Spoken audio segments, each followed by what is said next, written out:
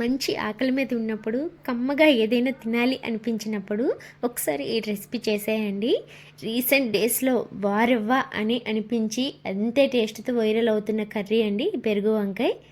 దీన్ని దహీ బెంగన్ అని కూడా అంటారు. అదేంటోనండి, ఏ రెసిపీ చూస్తే అది ట్రై చేయడం నాకు అలవాటు అయిపోయింది. రెసిపీ కోసం వంకాయల్ని కట్ చేసుకొని సాల్ట్ వాటర్లో వేసేసుకోవాలి. తర్వాత ఒక ప్లేట్లోకి ఉప్పు, పసుపు, కారం, గరం మసాలా, కొంచెం ఆయిల్ వేసుకొని ముక్కలకి పట్టించి పక్కన పెట్టేసుకోవాలి. ఒక బౌల్లోకి పెరుగుని తీసుకుని దానిలోకి కొంచెం సాల్ట్ అండ్ జీలకర్ర పౌడర్, కొంచెం వాటర్ వేసి పెరుగుని ఈ కన్సిస్టెన్సీలో కలుపుకొని పక్కన పెట్టేసుకోవాలండి.